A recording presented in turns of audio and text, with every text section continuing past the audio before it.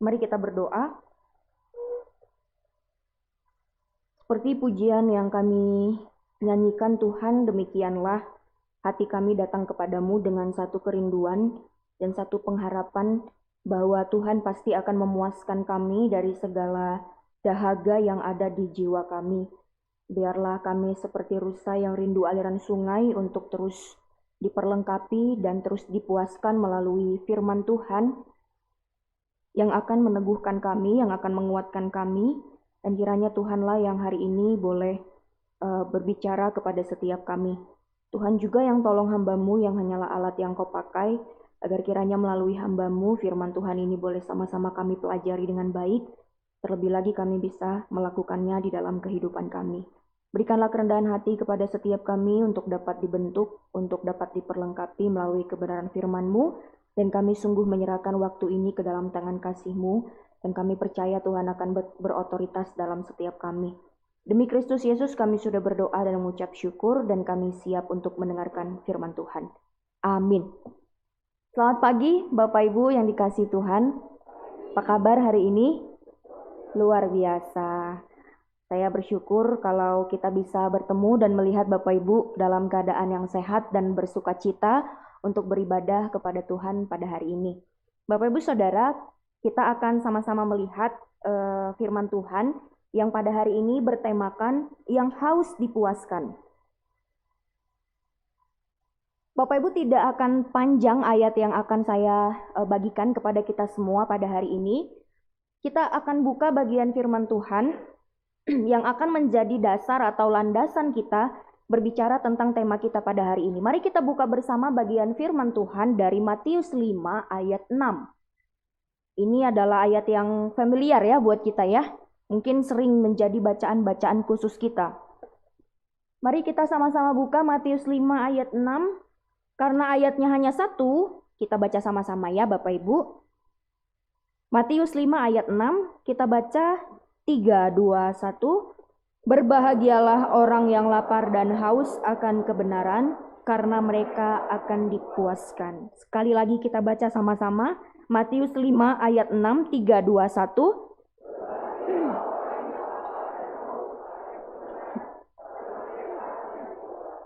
Ya, sedemikian jauh pembacaan firman Tuhan pada hari ini Bapak Ibu. Berbahagialah setiap kita yang mendengarkan, membaca, merenungkan, terlebih lagi bagi kita yang melakukan firman Tuhan di dalam kehidupan kita. Bapak Ibu Saudara, ayat ini merupakan salah satu dari pengajaran Tuhan Yesus yang sangat populer ya. Bukan hanya di kalangan orang Yahudi pada saat itu, tetapi juga bagi kita di masa sekarang. Seringkali kita mendengar pengajaran daripada Tuhan Yesus yang kita kenal dengan khotbah di bukit atau ucapan bahagia.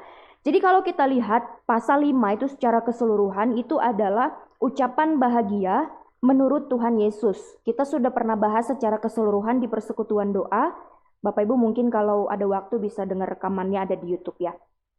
Jadi kita hari ini hanya akan membahas di ayat yang ke-6 bagaimana Tuhan Yesus mengajarkan kepada murid-muridnya, berbahagialah orang yang lapar dan haus akan kebenaran karena mereka akan dipuaskan. Sesuai dengan tema kita hari ini. Nah Bapak Ibu Saudara, ada satu hal yang menarik dari bagian ini ya. Yang pertama adalah, satu hal itu yang saya maksud adalah orang yang berbahagia itu disebut adalah orang yang lapar dan haus akan kebenaran. Nah kalau kita melihat apa yang Tuhan Yesus katakan dalam ayat ini, kita bisa melihat di sana Tuhan Yesus itu pakai metafora ya. Tuhan Yesus menggunakan metafora lapar dan haus. Nah hari ini kita akan banyak berbicara tentang yang haus saja. Meskipun sebenarnya sama aja ya lapar dan haus itu. Nah jadi Bapak Ibu Saudara, ketika Tuhan Yesus mengatakan tentang lapar dan haus, sebenarnya pada bagian itu Tuhan Yesus ingin memudahkan para murid untuk memahami maksud Tuhan Yesus berkaitan dengan kebenaran itu. Jadi Tuhan Yesus menggunakan metafora haus. Haus itu adalah sesuatu yang sangat dekat dengan manusia. Jadi kita bisa membayangkan rasa haus, dahaga itu seperti apa, kita bisa membayangkannya. Kita semua pernah haus ya. Kita semua pernah haus, kita semua pernah pengen banget minum. Nah kira-kira seperti itulah gambaran dari orang yang haus akan kebenaran yang Tuhan Yesus ajarkan pada saat itu. Nah, tetapi Bapak Ibu, tentu saja bagian ini tidak berbicara tentang hal yang jasmani, karena ini hanya metafora, hanya gambaran supaya murid-muridnya mudah memahami. Nah, jadi sebenarnya pada bagian ini Tuhan Yesus itu ingin menegaskan tentang pengajaran yang berulang-ulang Tuhan Yesus juga sering sampaikan. Tuhan Yesus sering menggunakan kata haus sebagai metafora di dalam pengajarannya. Jadi dia katakan dalam bagian ini misalnya, berbahagialah orang yang haus karena mereka akan kebenaran, karena mereka akan dipuaskan. Kemudian di bagian yang lain Tuhan Yesus menyebut dirinya sebagai air hidup. Dan barang siapa orang yang tinggal di dalam dia, mereka tidak akan haus lagi. Nah, jadi secara konsisten Tuhan Yesus membawa metafora haus ini di dalam pengajarannya, di mana di dalam metafora itu Tuhan Yesus menjanjikan bahwa orang yang haus itu akan dipuaskan. Nah, Bapak Ibu Saudara, sebelum kita banyak berbicara tentang kebenaran, tentang rasa haus yang tadi saya sudah sampaikan, mari ada hal pertama yang harus kita lihat. Yang pertama adalah kata kebenaran. Nah, jadi Bapak Ibu Saudara, sebelum ke sana ya. Jadi Bapak Ibu Saudara, kata kebenaran ini sebenarnya apa gitu ya? Berbahagialah orang yang haus akan kebenaran. Haus akan kebenaran itu maksudnya gimana? Pertanyaan kita kan sekarang seperti itu. Nah, jadi Bapak Ibu, pengertian dari pengajaran Tuhan Yesus ketika Tuhan Yesus katakan berbahagialah orang yang haus akan kebenaran. Jadi sebenarnya kebenaran yang dimaksud dalam hal ini dikaitkan dengan ukuran hidup yang saleh menurut ukuran Kristus. Jadi ketika Tuhan Yesus mengatakan berbahagialah orang yang haus akan kebenaran, kata kebenaran itu secara spesifik berbicara tentang ukuran hidup yang benar seperti yang dikehendaki Allah. Jadi kalau kita mau terjemahkan langsung gitu ya, kira-kira seperti ini bunyinya. Orang yang haus untuk terus hidup benar seperti apa yang Allah kehendaki, merekalah yang disebut berbahagia. Nah, jadi kalau kita melihat kata kebenaran di sana, maka pengertiannya adalah hidup yang saleh.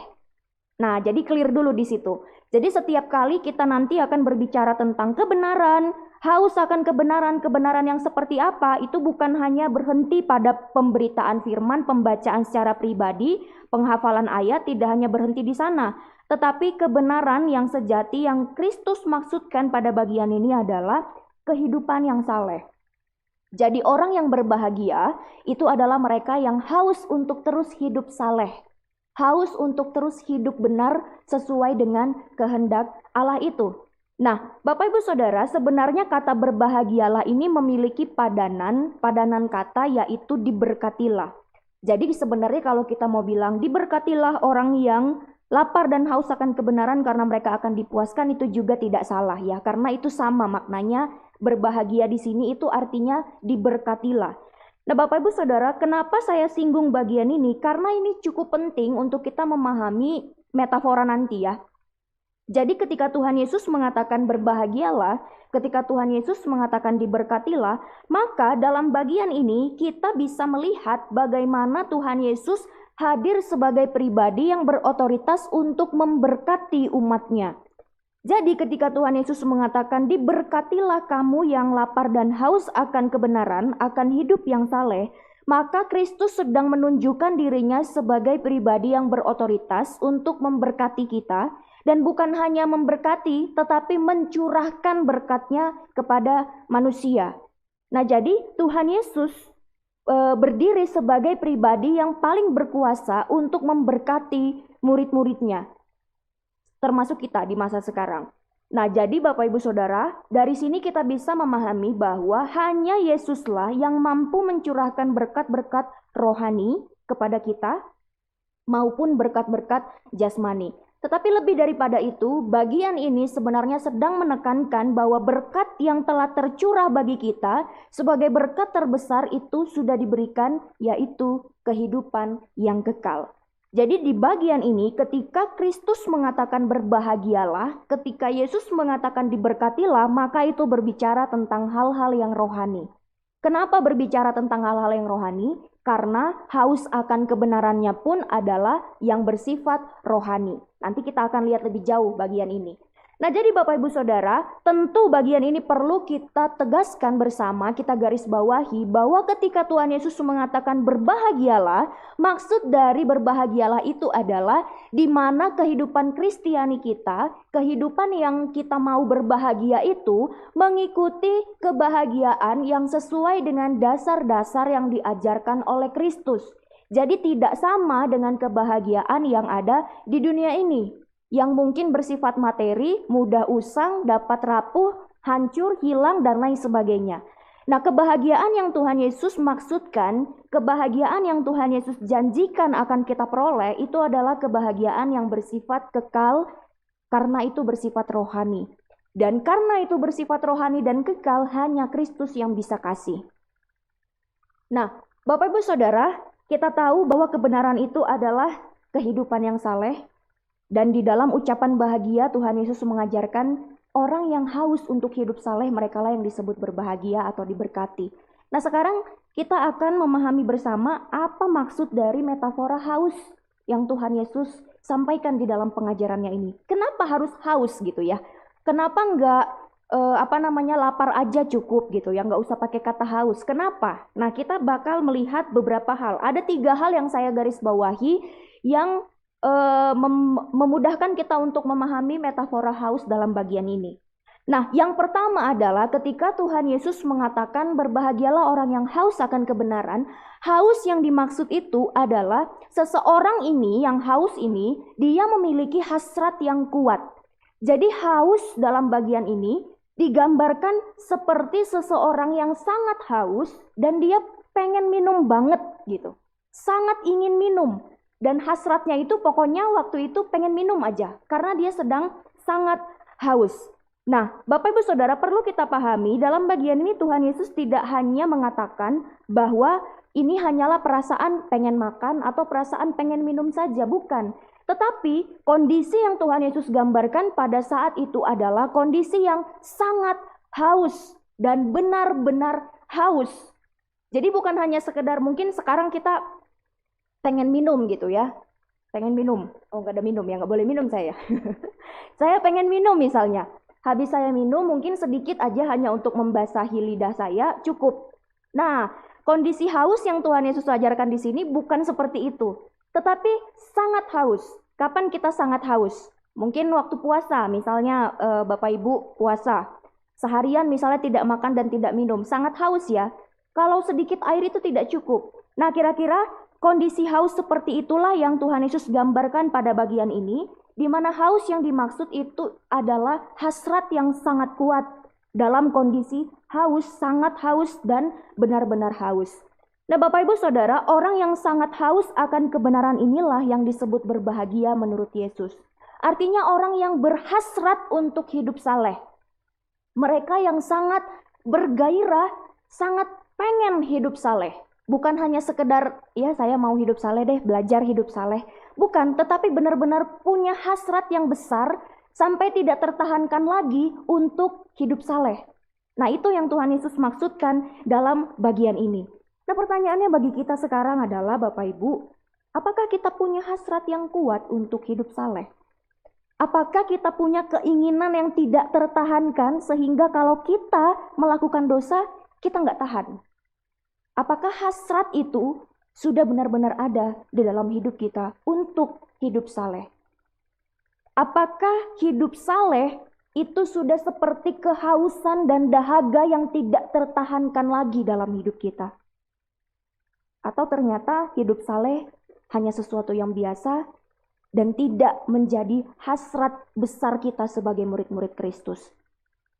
Yang kedua, kehausan yang Tuhan Yesus gambarkan di bagian ini berbicara tentang pengandalan secara total. Bapak Ibu Saudara, sebagaimana kita sangat mengandalkan minuman dan juga makanan ya, kita tidak bisa bertahan dalam keadaan kelaparan dan kehausan. Banyak orang yang bisa meninggal ketika mereka sangat kelaparan dan sangat kehausan. Dehidrasi pun bisa ya mengalami kelemahan tubuh dan lain sebagainya. Nah, Bapak Ibu Saudara, ketika Tuhan Yesus mengatakan haus akan kebenaran, haus ini digambarkan sebagai satu kondisi seperti manusia yang sangat mengandalkan makanan dan minuman untuk bertahan hidup. Nah, seperti itulah kehausan yang Yesus inginkan kita miliki sebagai orang percaya. Jadi, ketika kita sangat haus dan ingin minum, dan kita bertahan dan kita berusaha untuk minum supaya bisa bertahan, maka seperti itulah keadaan kita sangat membutuhkan kebenaran. Jadi kita nggak tahan dan tidak bisa kalau tidak hidup saleh. Kira-kira gitu ya, karena kan kebenaran itu adalah kehidupan yang saleh. Jadi bagaimana kita mengandalkan air di dalam kehidupan kita, maka seperti itulah Kristus mau kita mengandalkan kebenaran secara total di dalam hidup kita. Jadi kita tidak bisa kalau kita tidak berusaha untuk hidup saleh. Bahkan dalam kondisi terjepit, nyawa kita terancam pun ternyata Tuhan Yesus mengatakan, hauslah akan kebenaran. Artinya ketika keadaan kita sangat terancam, sangat terjepit pun, melakukan kehendak Bapa itu tetap menjadi pengandalan diri kita secara total. Karena kita haus akan kehidupan yang saleh itu. Kira-kira seperti itulah yang Tuhan Yesus maksudkan. Ketika Tuhan Yesus dicobai waktu dia berpuasa 40 hari 40 malam, waktu dia berpuasa itu kan secara kedagingan Tuhan Yesus merasa lapar dan haus ya. Dia sudah mulai merasa keletihan, kira-kira seperti itu. Nah, kemudian iblis datang dan mencobainya dengan beberapa godaan-godaan, tetapi apa yang Tuhan Yesus katakan dalam kondisi lapar dan hausnya itu? Dia katakan bahwa keinginanku adalah melakukan kehendak Bapa. Nah, jadi Bapak Ibu Saudara, itulah haus akan kebenaran yang Tuhan Yesus ajarkan kepada murid-muridnya. Bagaimana mereka mengandalkan secara total supaya mereka bisa bertahan dengan cara hidup benar.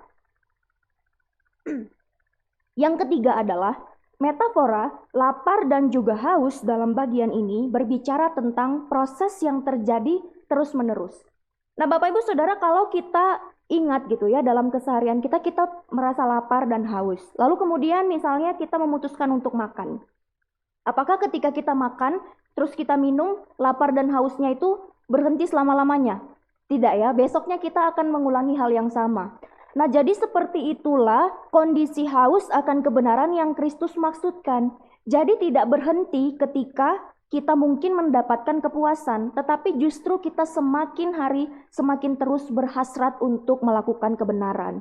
Nah, jadi ketika Tuhan Yesus mengatakan haus akan kebenaran, itu berbicara tentang proses yang terjadi terus-menerus, berkesinambungan.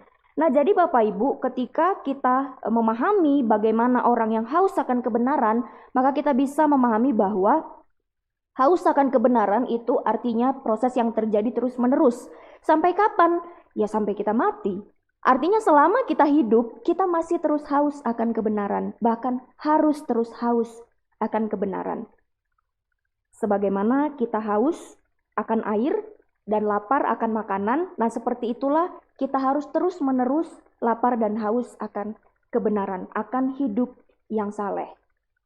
Nah, Bapak Ibu Saudara, tentu ada latar belakang kenapa Tuhan Yesus mengajarkan bagian ini pada waktu itu.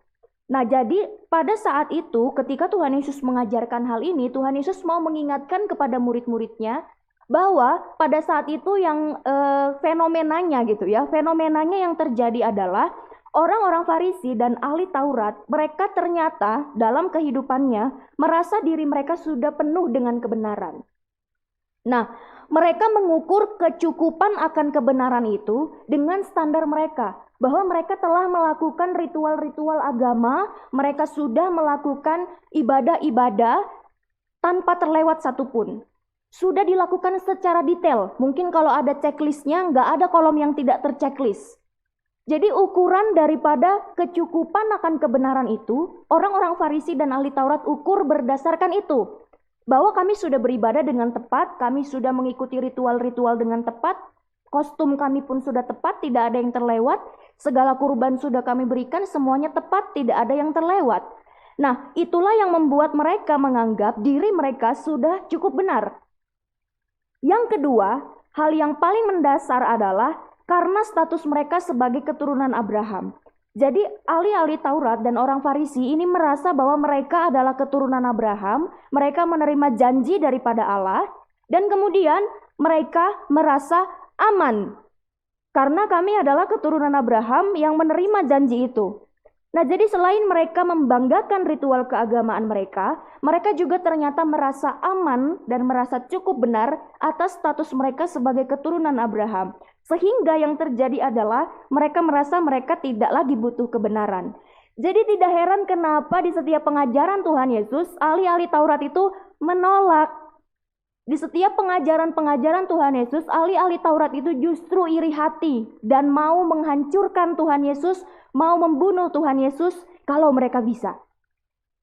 Nah, itulah yang dikritik oleh Tuhan Yesus, dan Tuhan Yesus mengingatkan kepada murid-muridnya bahwa mereka harus selalu lapar dan haus akan kebenaran.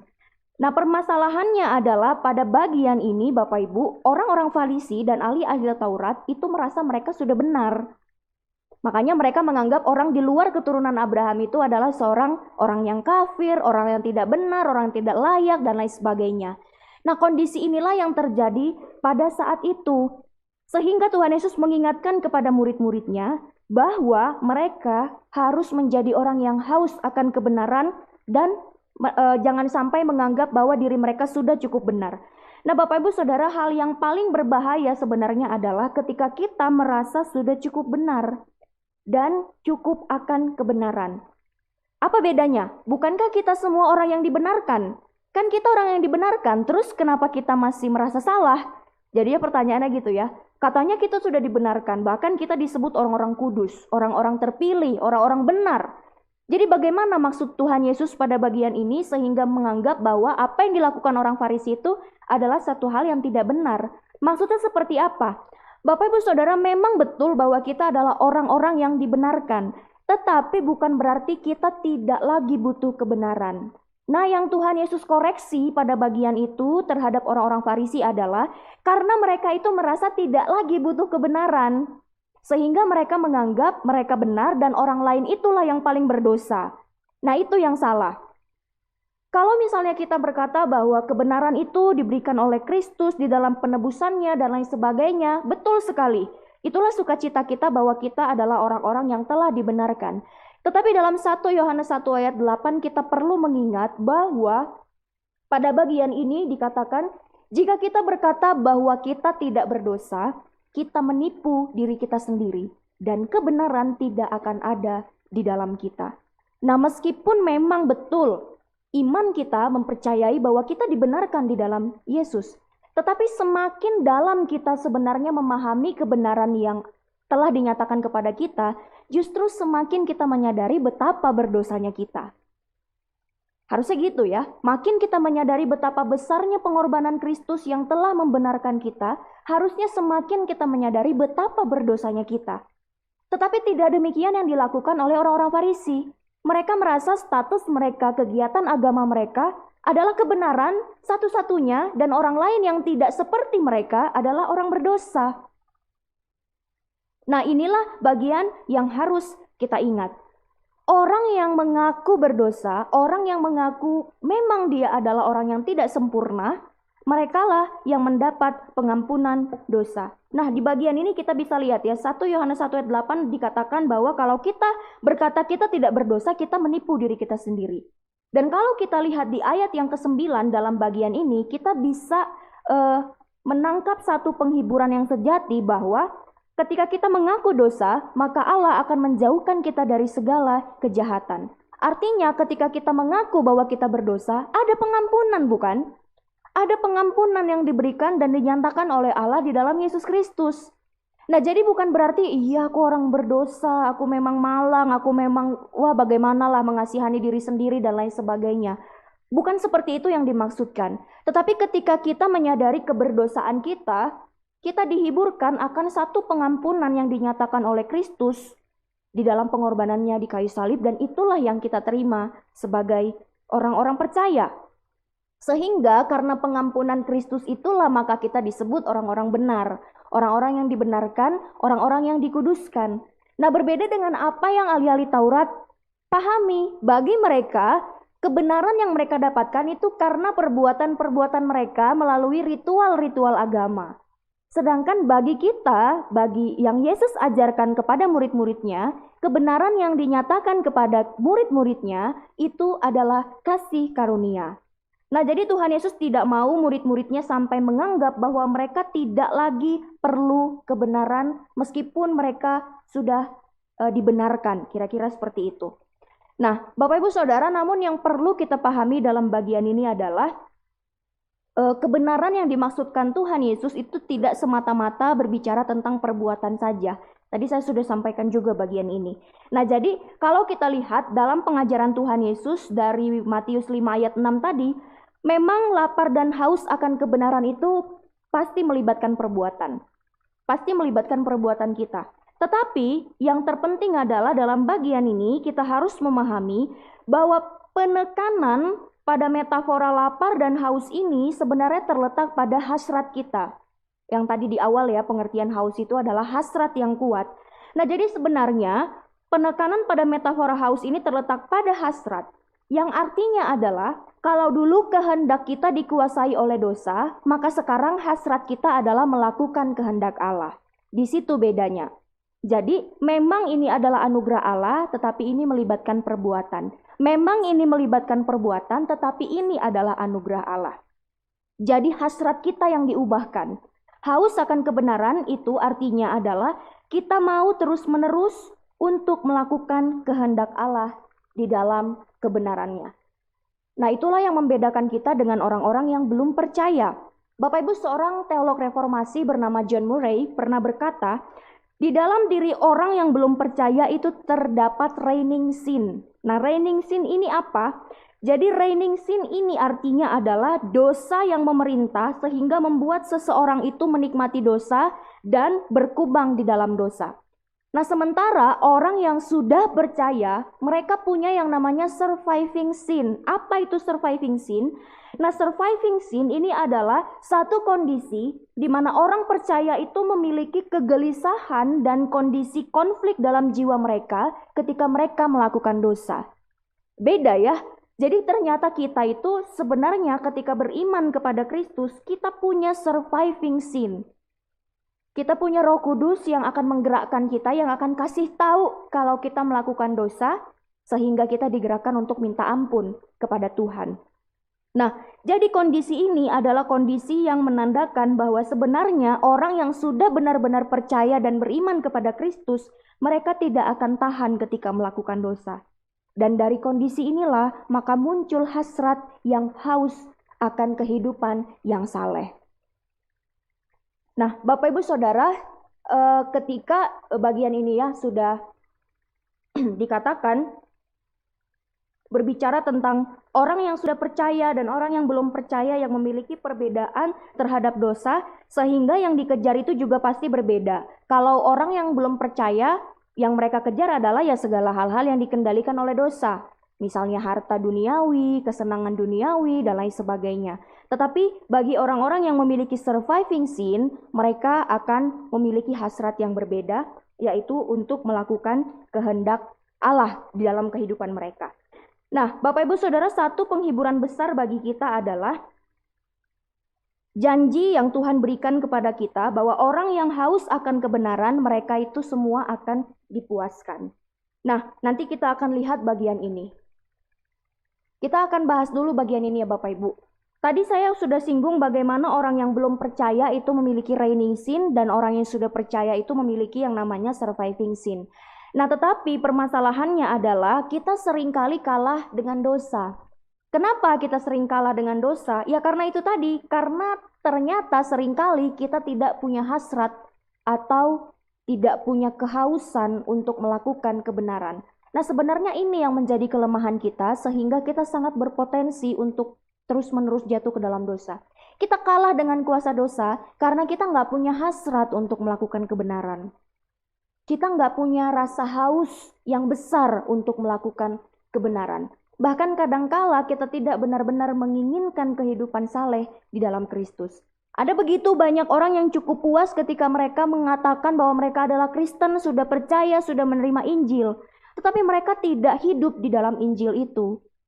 Mereka enggan untuk menginginkan kehidupan yang saleh di dalam Kristus. Dengan masih mengedepankan ego mereka, hawa nafsu, kedagingan, dan lain sebagainya. Nah, bukan kehidupan seperti ini yang diinginkan Tuhan Yesus untuk kita miliki di dalam kehidupan kita sebagai orang percaya. Kita yang beriman itu diperintahkan untuk hidup atau untuk mengerjakan keselamatan kita. Melalui apa kita menjalankan keselamatan itu? Ya melalui kehidupan yang saleh di dalam Kristus. Jadi Bapak Ibu Saudara, saya sering mengatakan bagian ini ya, bahwa kasih karunia Tuhan, anugerah daripada Tuhan tidak pernah menghapuskan tanggung jawab kita sebagai manusia. Jadi ketika kita sebagai manusia diberikan anugerah kehidupan yang kekal, bukan berarti kita hidup seenaknya, sesuka-suka kita saja. Karena saya sudah selamat, untuk apa lagi saya berbuat baik? Bukan seperti itu. Nah, ketika kita sudah memahami bahwa kita telah mendapatkan keselamatan, maka di saat itulah kita sungguh-sungguh haus untuk hidup saleh dan melakukan kebenaran. Nah, orang-orang yang memperoleh kepuasan ini, itu bukan hanya sekedar, kalau Tuhan Yesus bilang ya, orang yang lapar dan haus akan kebenaran mereka akan dipuaskan. Nah, kondisi ini bukan hanya berbicara tentang mereka tidak akan lapar atau tidak akan merasa haus lagi. Tetapi ternyata ketika Yesus mengatakan bahwa mereka akan dipuaskan, itu adalah kondisi mereka sampai benar-benar kenyang. Bapak Ibu mungkin ingat ketika Tuhan Yesus memberi makan 5.000 orang. Di situ masih sisa 12 bakul. Kira-kira seperti itu kondisinya. Jadi mereka sampai benar-benar kenyang, sampai mereka udah nggak bisa ngabisin lagi. Jadi bayangkan betapa puasnya orang-orang yang haus akan kebenaran yang dijanjikan oleh Tuhan Yesus ini. Kita yang haus untuk hidup saleh, kita akan dipuaskan secara rohani sampai kita benar-benar kenyang. Bukan hanya sekedar kita tidak lapar atau tidak haus lagi, tetapi sampai kita benar-benar kenyang. Nah, Bapak Ibu Saudara, inilah yang menjadi problemnya bagi kita.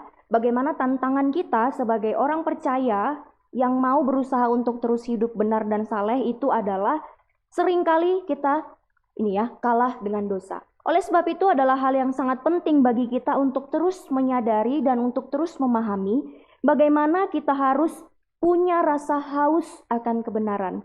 Makanya Tuhan Yesus bilang di bagian ini, berbahagialah orang yang lapar dan haus akan kebenaran. Seperti pujian yang tadi kita nyanyikan, seperti rusa, itu juga kan ada di Pemazmur ya. Pemazmur juga mengatakan seperti rusa rindu aliran sungai, demikianlah jiwaku haus akan Engkau.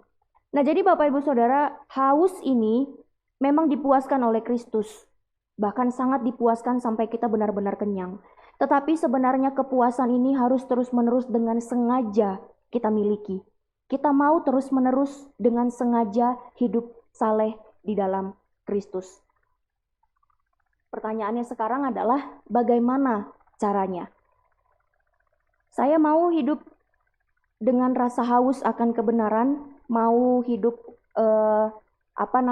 haus untuk melakukan kehidupan yang saleh di dalam kehidupan saya sebagai murid Kristus. Bagaimana caranya? Yang pertama adalah, ini adalah hal yang paling mendasar. Kalau tidak ada ini, tidak mungkin bisa. Yang pertama adalah rasakan dulu kebenarannya. Kita misalnya nih, saya pengen minum jus mangga, misalnya gitu ya. Gimana caranya saya pengen minum jus mangga kalau saya belum pernah minum? Kan saya belum tahu rasanya sebelumnya. Gitu ya. Nah, jadi kehausan yang Tuhan Yesus maksud pada bagian ini adalah bagaimana caranya kita memiliki rasa haus yang terus-menerus tadi dengan hasrat yang kuat tadi, bagaimana caranya? Yang pertama adalah kita rasakan dulu kebenarannya. Jadi, haus akan kebenaran itu tidak mungkin dimiliki orang-orang yang belum benar-benar percaya dan sudah merasakan kebenaran di dalam Yesus Kristus. Nah, jadi hal pertama yang paling mendasar adalah terima dulu kebenarannya. Terima dulu Kristusnya yang adalah sumber kebenarannya. Maka kepuasan-kepuasan itu akan ditambahkan kepada kita kalau kita sudah punya yang empunya kebenaran itu. Jadi tanpa pribadi yang punya kebenaran itu, maka bagaimana kita mau merasa haus untuk hidup saleh, untuk hidup benar? Bagaimana caranya kalau kita sendiri tidak pernah hidup di dalam Dia dulu? Nah, jadi Bapak Ibu Saudara, kalau kita sudah menerima Yesus sebagai Tuhan dan Juru Selamat, sejak saat itulah selalu muncul rasa haus untuk melakukan kehendak-Nya. Sejak saat itulah selalu muncul rasa haus untuk hidup saleh di hadapan Tuhan. Dan secara alami seharusnya kita terus mendekatkan diri pada Dia yang akan memuaskan kita. Kita mendekatkan diri kepada Dia yang memuaskan kita. Kita mendekatkan diri mencari, berdoa dan lain sebagainya bukan karena kita bingung. Tetapi karena kita terus memiliki hasrat untuk melakukan kesalehan di dalam hidup kita dalam mendekatkan diri kepada Kristus yang adalah Tuhan dan Juru Selamat. Jadi Bapak Ibu Saudara, ketika kita mengatakan bahwa kita mau lapar dan haus akan kebenaran, maka yang harus kita miliki adalah terimalah sumber kebenaran itu. Maka rasa lapar dan haus itu secara alami akan kita miliki. Nah pertanyaannya, apakah kita sudah benar-benar beriman kepada Dia dan mengandalkan Dia sebagai satu-satunya Tuhan dan Juru Selamat yang mampu menyelamatkan kita dan memberikan kita kehidupan yang kekal. Orang-orang sering berdoa untuk minta berkat, untuk minta sesuatu yang mereka inginkan dan dambakan. Tetapi mereka lupa bahwa yang terpenting bagi kita itu adalah pribadi yang memberikan kita berkat. Jadi Bapak Ibu Saudara, kalau kita mengingat bahwa kita memang membutuhkan pertolongan Tuhan, kita punya kebutuhan, misalnya saya ingin kesehatan, saya mungkin membutuhkan pekerjaan yang baik, itu adalah berkat-berkat Tuhan. Tetapi yang terpenting yang harus kita ingat adalah pribadi yang memberi berkat itu. Jadi kalau kita hanya mendambakan berkatnya tanpa mendambakan pribadi yang adalah sumber daripada berkat itu, yang mencurahkan berkat itu kepada kita, maka berkat itu sebenarnya tidak akan ada artinya. Seringkali orang Kristen tidak menyadari bagaimana sebenarnya berkat itu terasa begitu berharga karena itu dikasih sama Yesus. Kalau bukan karena Yesus, kalau tanpa perkenanan dari Yesus, maka berkat itu hanyalah hal-hal biasa yang juga bisa kita dapatkan. Dan rasanya akan biasa saja. Tetapi yang membuat berkat-berkat itu berharga, yang membuat berkat-berkat rohani itu memuaskan kita secara rohani juga, karena Kristus yang memberikannya. Jadi kejarlah Kristus yang adalah pemberi berkat dan sumber berkat itu, bukan hanya sekedar mengejar berkat-berkatnya. Yang kedua adalah, Bapak Ibu Saudara, kita selalu membutuhkan kebenaran. Ini yang penting. Jangan sampai kita menjadi ahli-ahli Taurat atau orang-orang Farisi yang merasa bahwa kebenaran itu sudah mereka miliki karena ritual keagamaan dan karena status mereka sebagai umat pilihan, sehingga mereka menganggap mereka tidak lagi membutuhkan kebenaran. Bapak Ibu Saudara, kita selalu membutuhkan kebenaran. Seberapa lama kita menjadi Kristen belum tentu menunjukkan kita cukup dewasa. Dan bukan berarti kita berhenti untuk punya hasrat akan kebenaran. Jadi sudah seberapa lama Bapak Ibu menjadi orang Kristen? Maksud saya di sini menjadi orang Kristen adalah beriman kepada Kristus ya, bukan kita lahir karena keluarga kita Kristen, bukan. Maksud saya adalah seberapa lama kita menjadi Kristen, seberapa lama kita sudah beriman kepada Kristus.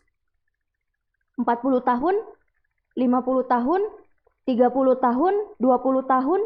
Nah, bertambahnya usia kita secara rohani di dalam iman kita kepada Kristus bukan berarti kita berhenti untuk memiliki hasrat melakukan kebenaran.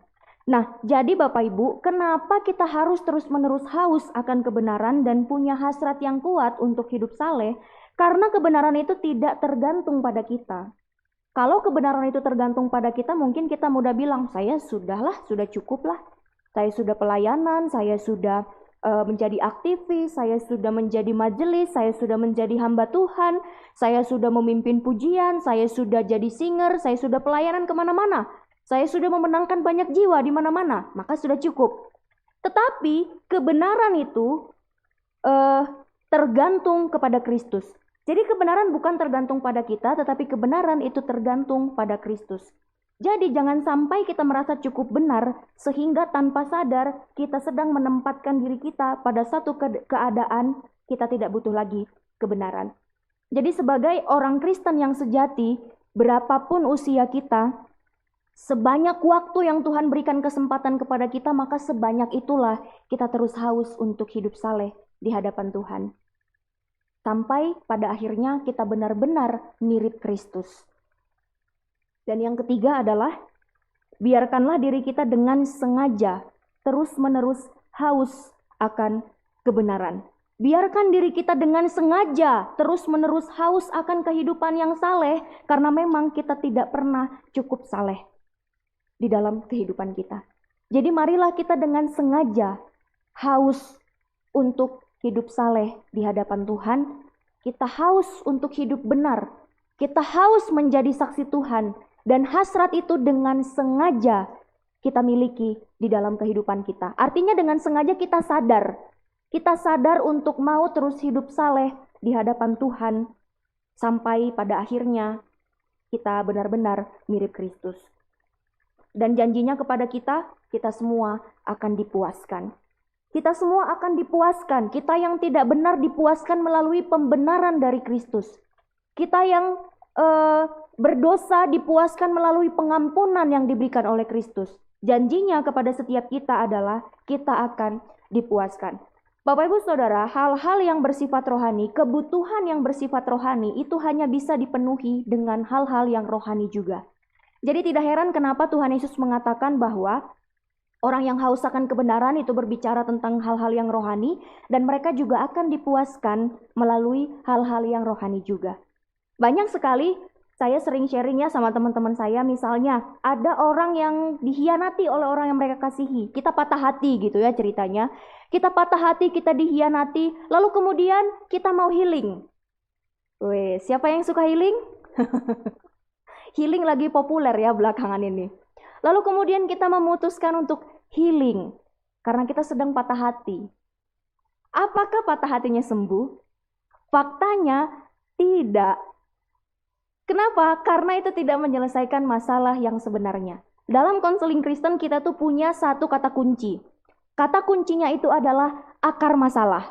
Jadi kalau ada kasus, kalau ada masalah di dalam seseorang gitu ya, kalau ada masalah maka kita cari akar masalahnya sehingga kita bisa tawarkan solusinya dan dia mengalami pemulihan.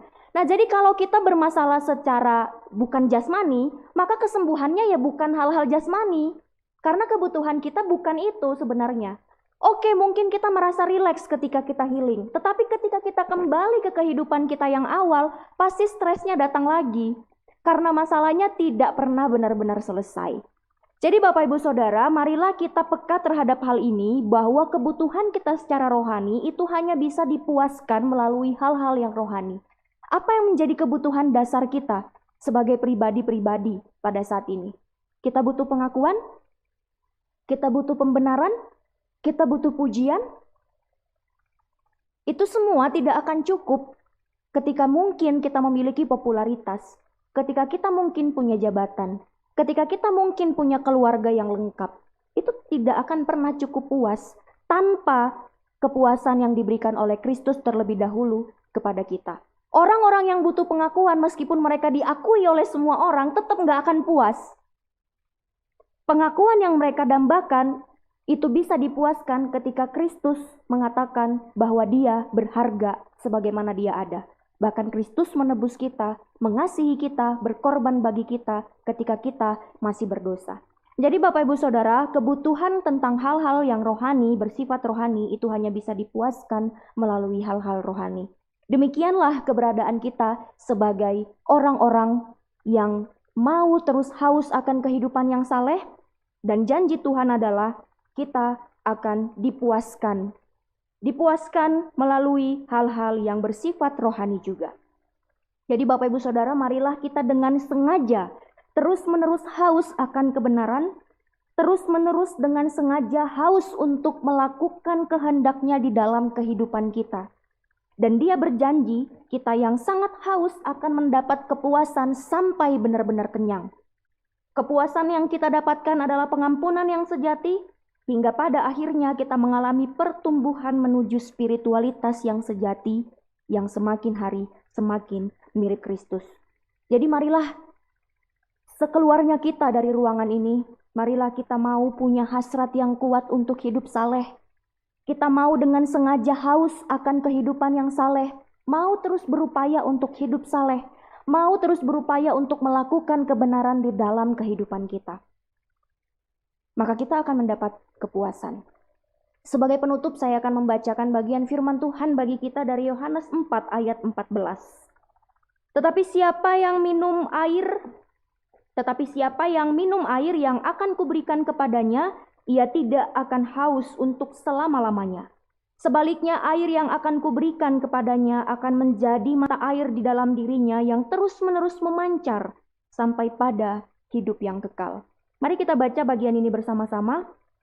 3, 2, 1, Yohanes 4 ayat 14. Tetapi siapa yang minum air yang kuberikan kepadanya, sebaliknya air yang akan kuberikan kepadanya akan menjadi mata air di dalam dirinya yang terus-menerus memancar sampai pada hidup yang kekal. Inilah keyakinan kita bahwa air yang diberikan untuk dipuaskan, untuk memuaskan kita adalah air yang terus-menerus memancar sampai pada hidup yang kekal. Mari kita yang siap untuk dengan sengaja haus akan kebenaran, kita bersyukur kalau pada hari ini Tuhan mengingatkan kita untuk memiliki hasrat yang kuat untuk hidup saleh di dalam kehidupan kita. Diberkatilah kita yang dengan sengaja haus akan kebenaran. Mari kita berdoa. Tuhan, kami mengucap syukur atas berkat rohani yang Tuhan berikan kepada kami hari ini. Kalau kami bisa diingatkan kembali akan kebenaran yang Tuhan ingin kami lakukan dalam hidup kami. Ajarlah kami untuk senantiasa hidup saleh di hadapan-Mu. Ajarlah kami untuk senantiasa melakukan kehendak-Mu. Dan biarlah kebenaran-Mu itu menjadi kerinduan terbesar kami. Yang terus kami cari, yang terus kami dambakan di dalam Engkau. Biarlah melalui firman Tuhan ini kami boleh bersama-sama belajar untuk hidup di dalam Engkau, melakukan setiap kebenaran yang kami pelajari dalam kehidupan kami, sehingga hidup kami boleh berkenan di hadapan Tuhan, dan kiranya kami boleh Tuhan pakai menjadi saksi-Mu dimanapun kami berada di tengah-tengah kehidupan kami. Terima kasih Tuhan, kami menyerahkan waktu kami dalam tangan kasih-Mu. Tuhanlah yang kiranya terus menyempurnakan firman Tuhan ini di dalam hidup kami, sehingga kami bisa menjadi pelaku-pelaku firman Tuhan yang dengan sengaja mau terus haus akan kebenaran-Mu, melakukan kebenaran firman-Mu dalam hidup kami dan mau hidup saleh sampai Tuhan mengatakan cukup kepada setiap kami. Biarlah kami terus menggunakan kesempatan dan waktu kami untuk dengan sengaja hidup saleh di hadapan Tuhan. Dalam nama Tuhan Yesus kami sudah berdoa dan mengucap syukur. Amin.